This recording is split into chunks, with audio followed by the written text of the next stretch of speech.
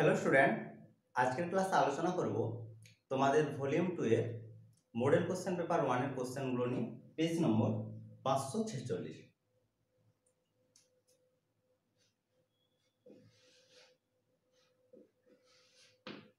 একের দাগের প্রথম কোশ্চেন দেখো।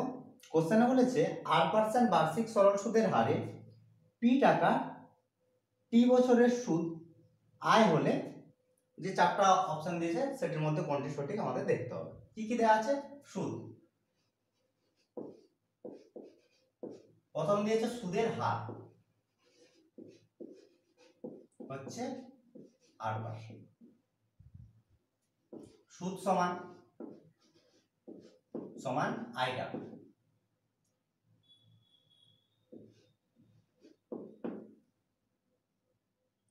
আসল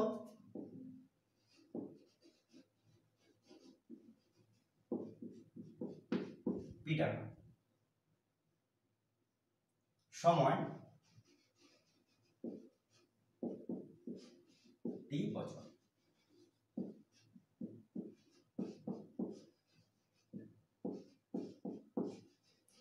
সরল সুদের ক্ষেত্রে আমরা জানি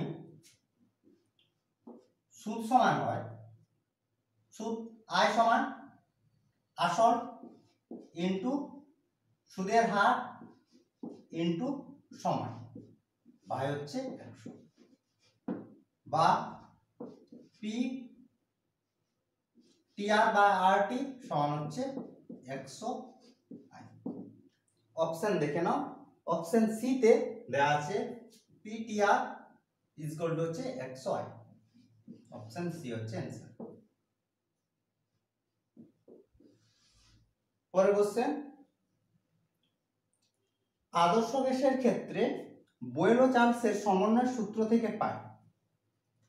দিয়েছে যে PV is equal two RT, যেখানে আর একটি অশূন্য ধ্রুবক, এখানে টি এবং পি এর মধ্যে টি এবং 1/p এর সঙ্গে ভি।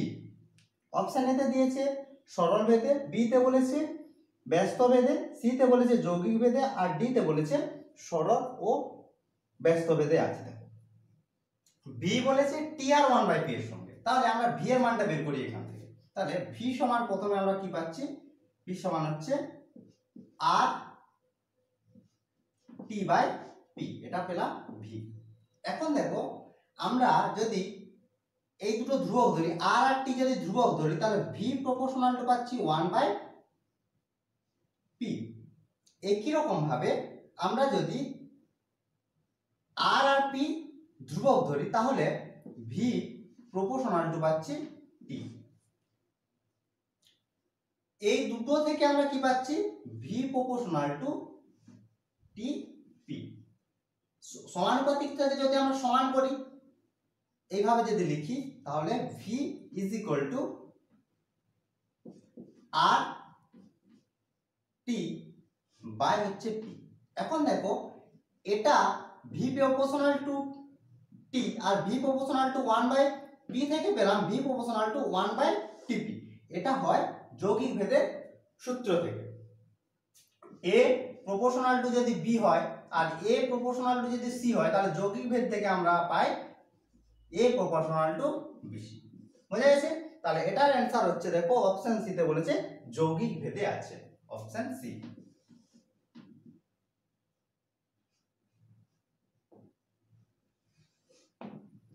পরের কোশ্চেনে বলেছে একটি বৃত্তের 18 সেমি দৈর্ঘ্যের একটি যে বৃত্তটির কেন্দ্রে সমকোণ উৎপন্ন করে, বৃত্তটির কেন্দ্র থেকে যেটির দূরত্ব। যে দৈর্ঘ্য বলেছে 18 সেমি, এবি ধরে নিলাম যে বৃত্তের কেন্দ্রে 90 ডিগ্রি কোণ উৎপন্ন করেছে, ও হচ্ছে বৃত্তের কেন্দ্র। এবি সমান দেওয়া আছে যে দৈর্ঘ্য 18, বের করতে হবে কেন্দ্র থেকে যে দূরত্ব। কেন্দ্রে 90 ডিগ্রি কোণ উৎপন্ন করেছে, অতএব ত্রিভুজ এ ও বি একটি সমকোণী ত্রিভুজ, একটি সমকোণী নয়, সমকোণী না সমদ্বিবাহু। তারপর বলছি পুরো, এই দুটো বাহু সমান, তার কারণ দুটো ব্যাসার্ধ ওএ আর ওবি হচ্ছে বৃত্তের ব্যাসার্ধ, অতএব সমবাহু ত্রিভুজ আবার সমকোণী, তাহলে সমকোণী সমদ্বিবাহু, সমকোণী সমদ্বিবাহু ত্রিভুজ। বোঝা গেছে? আমরা পেলাম তাহলে এ ও বি হচ্ছে সমকোণী সমদ্বিবাহু ত্রিভুজ, যার এ বি হচ্ছে অতিভুজ, সমকোণের বিপরীত বাহু হচ্ছে অতিভুজ, অতিভুজের দৈর্ঘ্য আমরা পেয়ে গেলাম। এরপর আমরা ব্যাসার্ধ বের করতে পারবো। আমরা ধরে নিলাম ব্যাসার্ধ সমান হচ্ছে x। সমকোণী ত্রিভুজ থেকে আমরা জানি সমকোণী ত্রিভুজের ক্ষেত্রে হয় লম্ব স্কয়ার প্লাস ভূমি স্কয়ার সমান হচ্ছে অতিভুজের স্কয়ার, অতএব x square plus x square is equal to হচ্ছে 18 স্কয়ার, বা 2x square is equal to হচ্ছে 18 ইন্টু 18 9। যদি আমরা বর্গমূল করি তাহলে পাবো x ইজ ইকুয়াল টু 9 এর বর্গমূল করলে আমরা পাচ্ছি 3, একবার লিখে দিচ্ছি, আর 18 থেকে বের হচ্ছে 3√2। তার কারণে যদি আমরা বর্গমূল করি উৎপাদক করে নিই তাহলে 2 9 আর 9 থেকে বের হচ্ছে 3 সমান আমরা পাচ্ছি 9√2। ব্যাসার্ধগুলো আমরা পেয়ে গেলাম 9√2 আর 9√2। হলো, আমাদের বের করতে হবে ও এম, কেন্দ্র থেকে যে দৈর্ঘ্য। কেন্দ্র, তোমাদের উপপাদ্য রয়েছে যে কেন্দ্রগামী কোন সরলরেখা যেকে সমকোণে সমদ্বিখণ্ডিত করে, তাহলে এম কোণ সমান পাচ্ছি 90 ডিগ্রি। একই রকম ভাবে আমরা পেলাম কি ও এম বি একটি সমকোণী ত্রিভুজ, যার ও এম হচ্ছে লম্ব আর বি এম হচ্ছে ভূমি আর ওবি হচ্ছে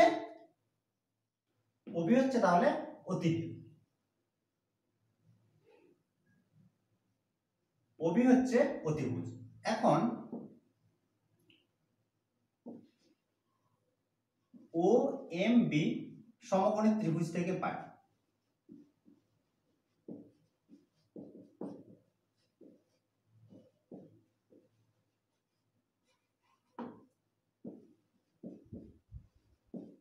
একই রকম ভাবে লম্ব স্কয়ার প্লাস ভূমি স্কয়ার সমান হচ্ছে অতিভুজের স্কয়ার, ও এম এর square plus M B square সমান হচ্ছে ওবি স্কয়ার।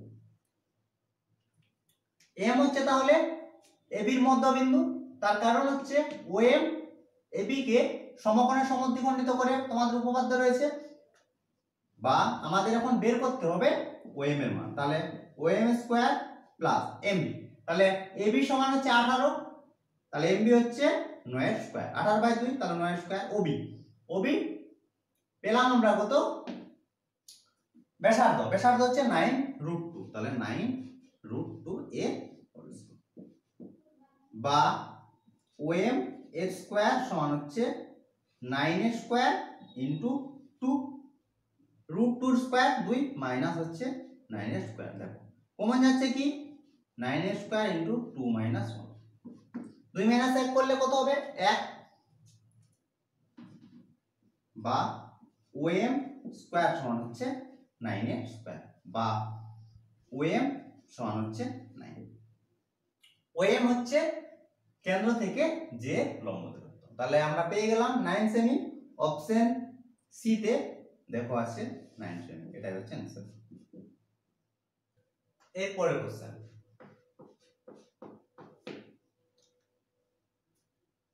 একটি ত্রিভুজের দুটি কোণের পরিমাপ দেওয়া আছে।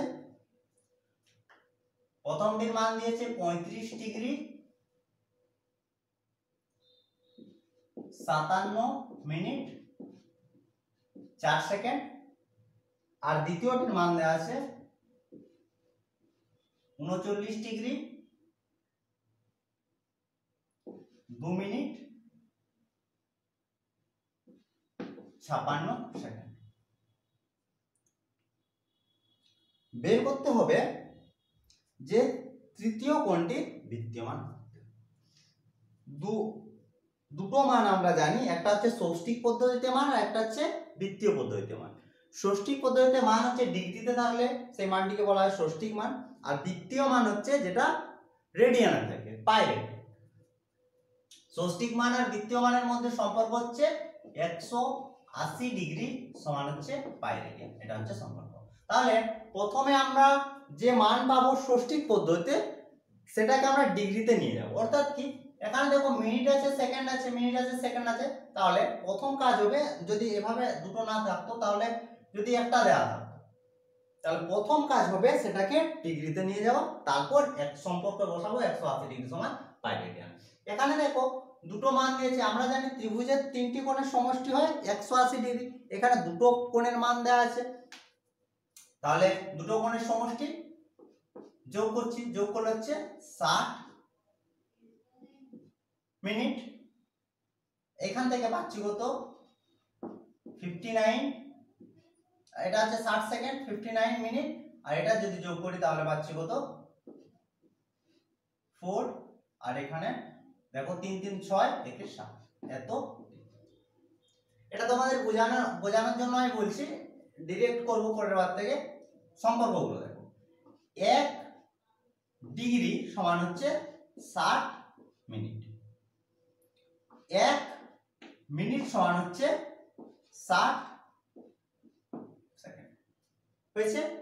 আর হয়ে গেল, দেখো সম্পর্ক, সব সম্পর্ক। তাহলে এত সেকেন্ড আছে, তাহলে এর জায়গায় বসাতে পারি 1 মিনিট। তাহলে এটাকে এইভাবে লেখা হয়, যদি ভেঙে লেখা হয় তাহলে এরকম লেখা যায়, প্লাস 60 সেকেন্ড। এখন মানগুলো বসাচ্ছি, দেখো 74 ডিগ্রি প্লাস 59 মিনিট।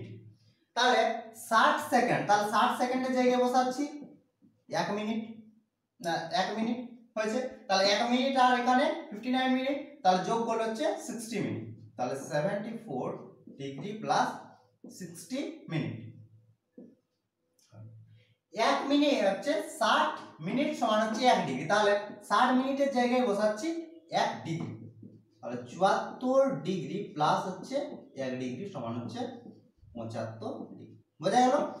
এটা আমরা ডিরেক্ট করে দেবো। এখানে দেখো 1 আছে, এটা যোগ করে দেবো, তারপর এটার সঙ্গে এটা যোগ করে দেবো ডিরেক্ট। তোমাদের প্রথম যেহেতু করাচ্ছি তার জন্য বুঝিয়ে করে দিলাম যে এইভাবে লেখাটা হয়। তাহলে দুটি কোণের সমষ্টি আমরা পেয়ে গেলাম 75 ডিগ্রি। তাহলে তৃতীয় কোণ,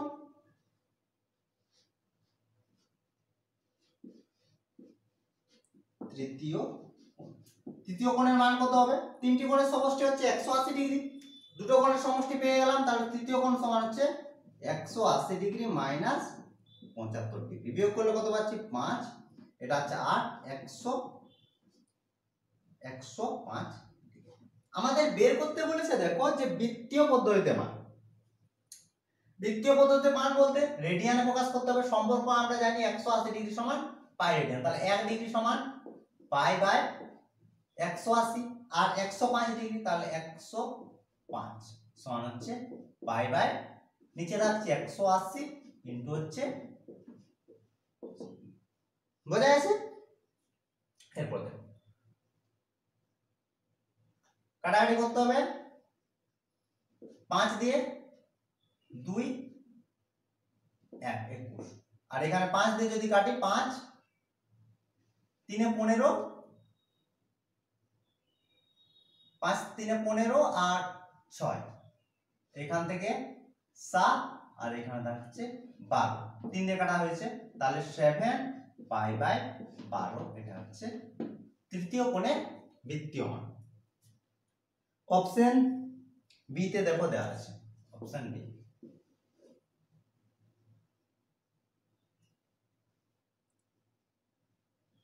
পরের কোশ্চেন, দুটি নিরেট গোলকে ব্যাসার্ধের অনুপাত দেওয়া আছে 1:2 হলে আয়তনের অনুপাত। সহজ কোশ্চেন। ব্যাসার্ধ, একটির ব্যাসার্ধ r1 ধরলাম, অপরটির হচ্ছে r2। আয়তনের অনুপাত, তার আয়তন বের করছি v1 সমান হচ্ছে 4/3 পাই আর, তাহলে আর হচ্ছে r1 কিউব, আর এখানে v2 সমান হচ্ছে 4/3 পাই R2 তার হয়ে গেল। আয়তনের অনুপাত বের করি, V1 = V2 সমান হচ্ছে 4/3 পাই R1 কিউব হচ্ছে 4/3 পাই R2 হয়েছে। এটা কেটে দিলাম, তাহলে পেলাম কি R1 এর কিউব বাই হচ্ছে R2 সমান আমরা কি লিখতে পারি R1 বাই R2 এর হোল কিউব সমান। দেখো দেয়া আছে ব্যাসার্ধের অনুপাত R1 = R2 এর মানটা দেয়া আছে 1:2 এটা, তাহলে এর জায়গায় বসাচ্ছি 1/2 এর হোল কিউব সমান হচ্ছে 1:8। আরেক লাইন করতে পারো এখানে 1/8, 1 এর কিউব যদি করি তাহলে পাচ্ছি 1 আর 2 এর কিউব করলে পাচ্ছি 8, তাহলে 1:8 এটা হচ্ছে आंसर অপশন বি। এটা হচ্ছে आंसर অপশন বি। পরের কোশ্চেন কি বলেছে দেখো, কোন পরিসংখ্যা বিভাজনে যৌগিক গড় 30 এবং সংখ্যাগুরু মান 24 হলে মধ্যমা কত। তাহলে দেয়া আছে কি যৌগিক গড়,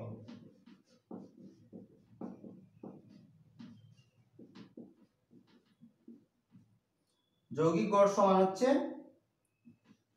30 আর সংখ্যাগুরু মান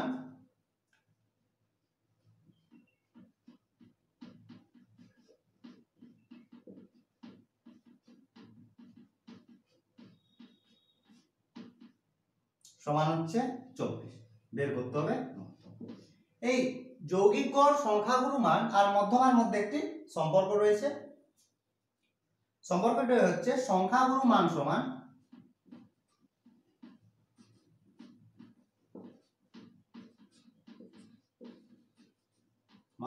হচ্ছে 3 × মধ্যমা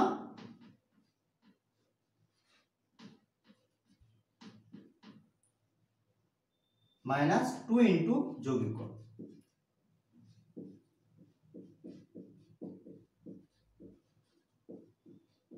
এখন আমরা মানগুলো যদি বসাই তাহলে আমরা মধ্যমার মানটা পেয়ে যাব। মান বসাচ্ছি, সংখ্যাগুরু মান আছে 24, মধ্যমার মান বের করতে হবে,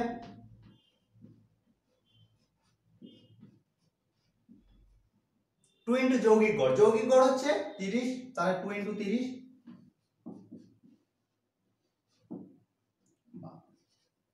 একবার তাহলে লিখি 3 ইন্টু হচ্ছে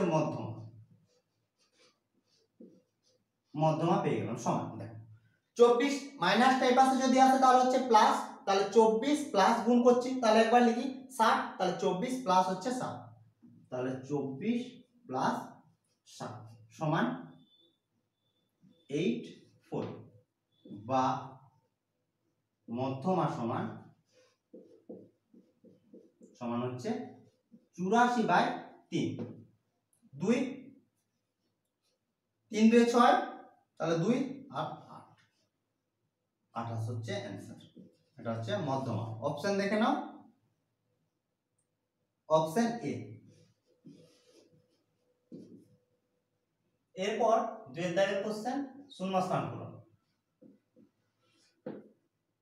প্রথম কোশ্চেনে বলেছে বার্ষিক চক্রবৃদ্ধি সুদের হারে 8% এবং প্রথম বছরের মূলধন p টাকা হলে দ্বিতীয় বছরের মূলধন কত। দেখো সরল সুদের ক্ষেত্রে প্রথম বছরের যেটা সুদ হয় তার সঙ্গে আসলটা যোগ করলে আমরা দ্বিতীয় বছরের মূলধন পাই। তাহলে প্রথম বছরের সুদ, এক বছরের ক্ষেত্রে সরল সুদ আর চক্রবৃদ্ধি সুদের পরিমাণ সমান হয়, তোমরা সেভাবেও সুদটা বের করতে পারো, না হলে এক বছরের ক্ষেত্রে সুদ আসলে একবার বের করে নিতে পারো। ফর্মুলা কি আমরা জানি যে a সমান হয় p × 1 + r/100 whole to the power n।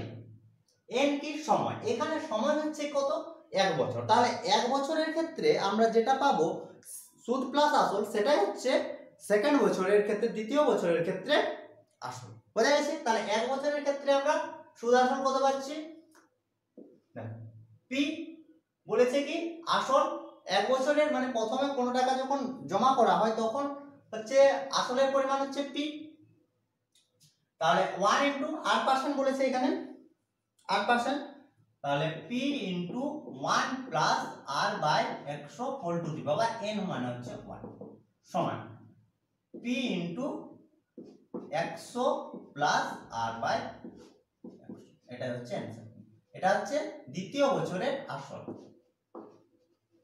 এটা হচ্ছে তৃতীয় বছরের আসল। বোঝা গেছে?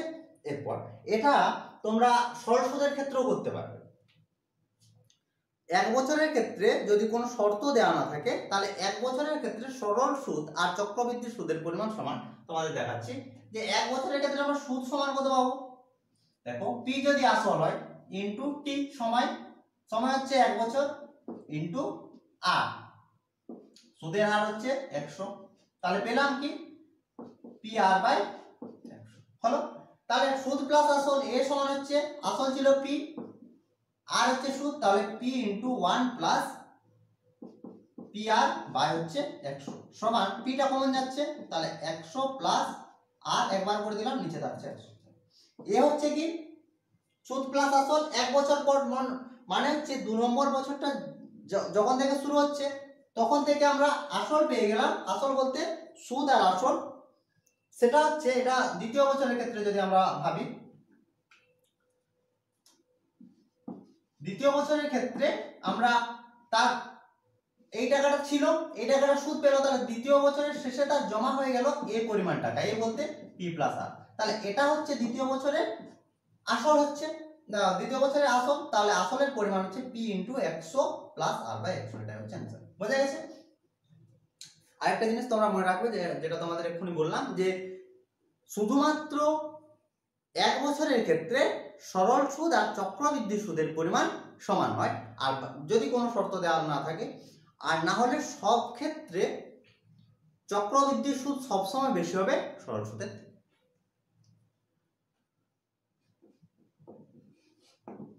পরের কোশ্চেন বলেছে যে এবিসি ক্রমিক সমানুপাতি হলে A X square plus BX plus C equal to 0 সমীকরণের বিজয়ের প্রকৃতি। এবিসি কথা বলেছে ক্রমিক সমানুপাতি, অর্থাৎ এ ইজ টু বি সমান হচ্ছে বি ইজ টু সি, বা এ বাই বি সমান হচ্ছে বি বাই সি, বা এখান থেকে পাচ্ছি B square is equal to AC, বা B square minus AC is equal to C. এখন দেখো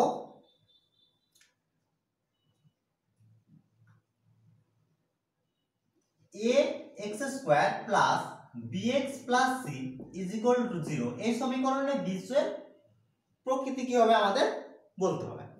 বিজয়ের প্রকৃতির ক্ষেত্রে আমরা বের করি নিরূপকের মান। নিরূপক সমান কি হয়, d ইজ ইকুয়াল টু হয় B square minus 4 B square সমান পেলাম কি এসি, মান বসাচ্ছি, তাহলে AC minus 4 AC is equal to হচ্ছে মাইনাস 3 এসি লেস দেন 0। এটা হচ্ছে 0 থেকে ছোট। আমরা তিনটে শর্ত জানি, যে বি গ্রেটার দেন যদি 0 হয় তাহলে বীজদ্বয় হয় বাস্তব ও অসমান,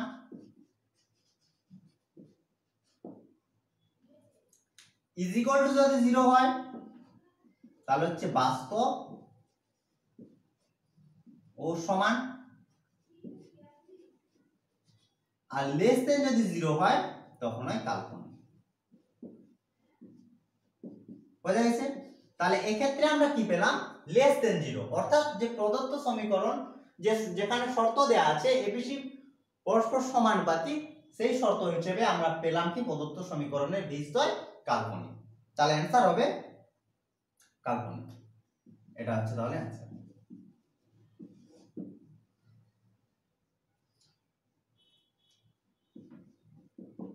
পরের কোশ্চেন, একই চাপের উপর অবস্থিত বৃত্তস্থ কোণ কেন্দ্রস্থ কোণে অর্ধেক হবে।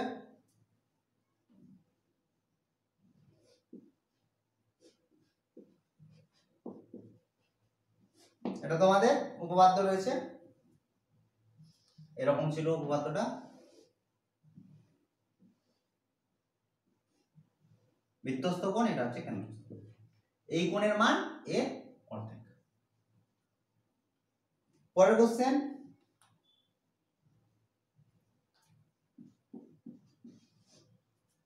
দিয়েছে x cos theta is equal to 1, y cot theta is equal to 1 হলে x স্কয়ার মাইনাস y স্কয়ারের মান কত হবে? বের করতে হবে x square minus y square, তাহলে দুটো থেকে আমরা x আর y এর মান বের করছি, তাহলে বা কি পাচ্ছি x is equal to 1 by cos theta. 1 by cos theta সমান হয় sec থিটা। একই রকম ভাবে y সমান পাচ্ছি 1 by cot theta. cot theta সমান হয় 1 বাই cot থিটা সমান হচ্ছে tan থিটা। বের করতে হবে x square minus y square, মান বসাচ্ছি sec square theta minus tan square theta. sec square theta minus tan square theta সমান হয় 1। এটা হচ্ছে आंसर।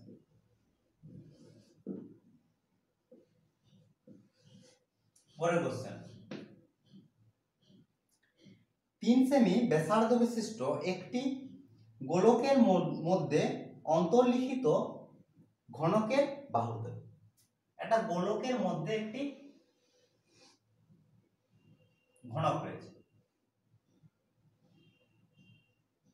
দেখো, গোলকের মধ্যে যদি ঘনক থাকে তাহলে গোলকের ব্যাস সমান হবে হচ্ছে ঘনকের কোণ। বের করতে হবে ঘনকের বাহুর দৈর্ঘ্য। এখানে ব্যাসার্ধ সমান দিয়ে দিয়েছে গোলকটি 3 সেমি। গোলকের ব্যাসার্ধ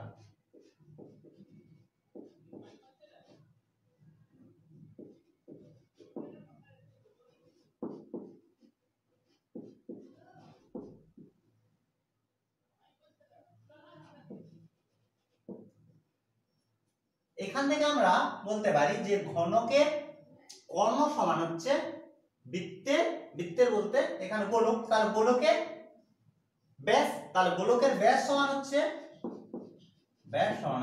6 সেমি। ঘনকের কর্ণ সমান হচ্ছে গোলকের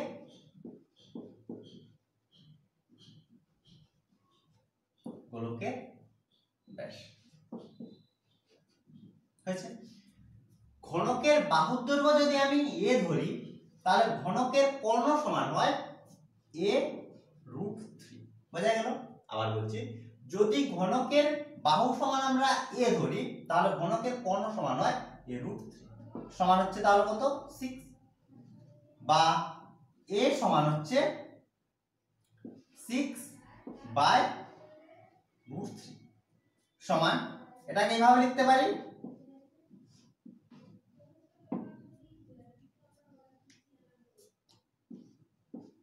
√3 সমান হচ্ছে 2√3। a সমান হচ্ছে ঘনকের বাহু, তাহলে ঘনকের বাহু সমান হচ্ছে 2√3। ঘনকের বাহু বলেছে, তাহলে ঘনকের বাহু হচ্ছে 2√3 সেমি। এটা হচ্ছে आंसर। পরের কোশ্চেনে বলেছে বিন্যস্ত পরিসংখ্যা বিভাজন তালিকার ক্ষেত্রে যে শ্রেণীর পরিসংখ্যা সবচেয়ে বেশি তাকে ড্যাশ শ্রেণী বলে, তাকে হচ্ছে সংখ্যাগুরু মান বলা হয়। এটা হচ্ছে आंसर হবে সংখ্যাগুরু মান।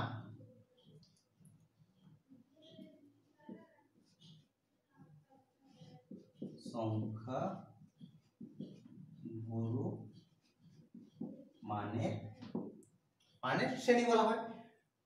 সংখ্যাগুরু মান হচ্ছে কি, যে পরিসংখ্যা বিভাজন তালিকা থাকে সেই পরিসংখ্যা বিভাজন তালিকায় যার পরিসংখ্যা সবচেয়ে বেশি সেটা হচ্ছে সংখ্যাগুরু মান। বুঝা গেল? এরপর হচ্ছে 3 দাগ হচ্ছে সপ্তমের দাগ। প্রথম কোশ্চেনে বলেছে এ এর মূলধন বি এর মূলধনের দ্বিগুণ এবং বি এর মূলধন সি এর মূলধনের 4 গুণ হলে এ বি আর সি এর লাভের অনুপাত। লাভের অনুপাত হয় তোমরা জানো যে মূলধনের অনুপাতের সঙ্গে সমান, তাহলে মূলধনের অনুপাত যদি আমরা বের করি তাহলে সেটাই হবে লাভের অনুপাত। ধরতে আমাদের সি থেকে প্রথমে আমরা ধরে নেব যে সি এর মূলধন সমান হচ্ছে x হয়েছে, সি এর মূলধন x টাকা, তাহলে বি এর মূলধন কত হবে? বি এর মূলধন বলেছে দেখো সি এর মূলধনের 4 গুণ, তাহলে সি এর মূলধন হচ্ছে x, তাহলে x এর 4 গুণ বলতে 4x টাকা।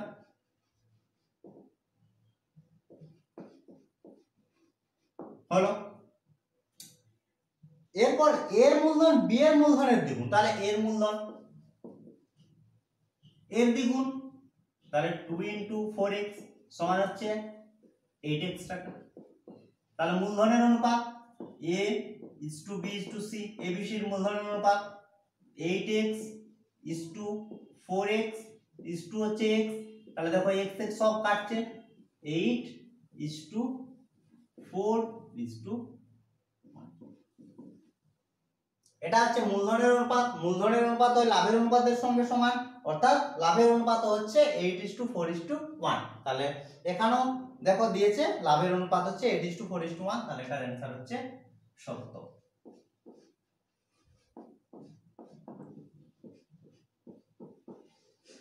পরের কোশ্চেন 3√7 into 3 এর গুণফল বলেছে 9√21। এটা গুণ করলে হয়, দেখো 3 3 হচ্ছে মূলত সংখ্যা, মূলত সংখ্যার সঙ্গে সবসময় মূলত সংখ্যা গুণ হয়, আর অমূলত সংখ্যা বলতে রুটের মধ্যে যেটা থাকে তার সঙ্গে রুটের, যদি সাপোজ এরকম থাকতো √7 into √7, আর যদি সামনে দিয়ে 2 থাকতো তাহলে কি হতো, এটার সামনে কত আছে 1, তাহলে 1 এর সাথে 2 গুণ হতো, তাহলে 2 হতো, আর রুটের মধ্যে যেগুলো আছে সেগুলো গুণ হয়ে হতো হয়েছে। তাহলে এখানে রুট নেই, তাহলে সংখ্যা সংখ্যা শুধু গুণ হবে, তাহলে 9√7, কিন্তু এর গুণফল দিয়েছে দেখো 9√21, তাহলে এটা হবে মিথ্যা। এটা সঠিক উত্তর হচ্ছে 9√7, তাহলে এটার অ্যানসার হচ্ছে মিথ্যা।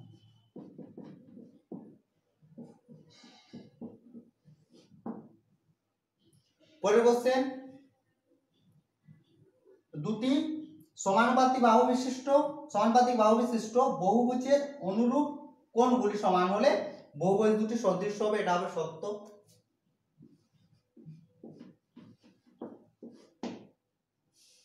পরের কোশ্চেন, দৃষ্টিরেখার সঙ্গে অনুভূমিক রেখা নিচে উন্নতি কোণ উৎপন্ন করে, এটা হবে সত্য। কিভাবে? আমরা উন্নতি কোণ জানি, এইখানে কোনো ব্যক্তি যদি থাকে, এইখান থেকে কোনো ব্যক্তি উপরের কোনো জিনিসকে যখন দেখে তখন যে কোণ উৎপন্ন করে অনুভূমিকের সঙ্গে, তখন সেটিকে বলা হয় উন্নতি কোণ। এটা হচ্ছে অনুভূমিক রেখা আর এটা হচ্ছে দৃষ্টি রেখা। এটা যদি আমরা ABC ধরি, তাহলে AB হচ্ছে BC আর AC, এই BC হচ্ছে অনুভূমিক,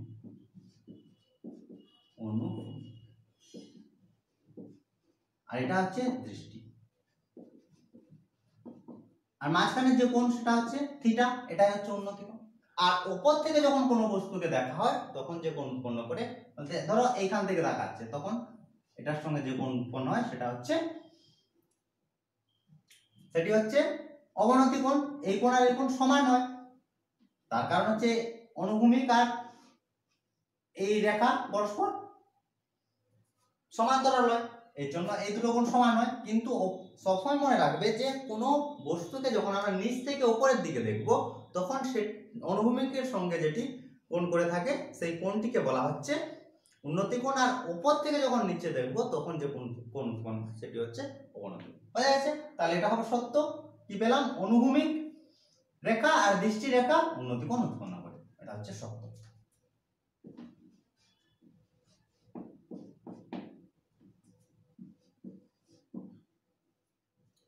পরের কোশ্চেন, একই ব্যাসার্ধ একই উচ্চতা বিশিষ্ট ফাঁপা গোলকের আয়তন আর নিরেট গোলকের আয়তন অপেক্ষা বলেছে বেশি হবে, এটা হবে মিথ্যা।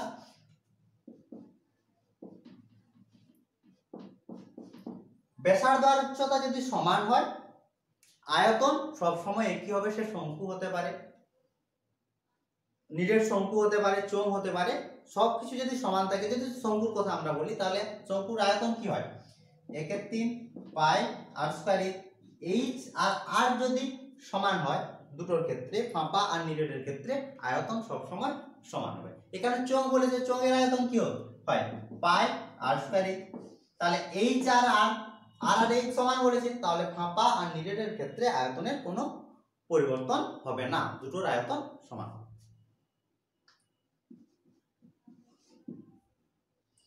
পরের কোশ্চেন, পরিসংখ্যা বিভাজনের গড় দেওয়া আছে,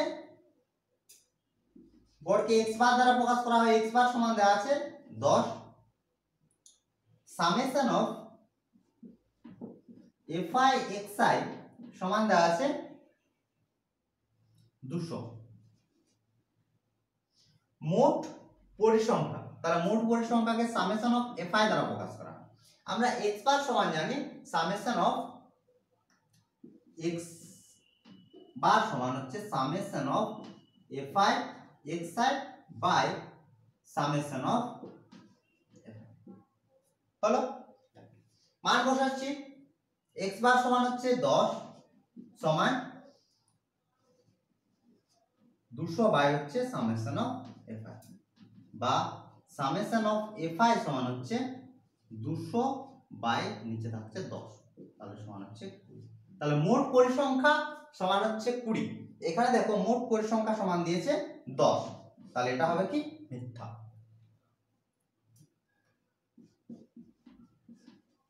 ছয়ের দাগের অ্যান্সার হচ্ছে মিথ্যা। তো এই ছিল আজকের ক্লাস। আশা করি আজকের ক্লাসের অঙ্কগুলো তোমরা বুঝতে পেরেছো। যদি কোনো সমস্যা থাকে অবশ্যই কমেন্ট করে জানাবে, বা এর বাইরেও যদি তোমাদের কোনো সমস্যা থাকে তাহলে তোমরা আমাকে হোয়াটসঅ্যাপ করতে পারো। তো আজ এই পর্যন্তই, তোমরা সবাই ভালো থেকো, বাই বাই।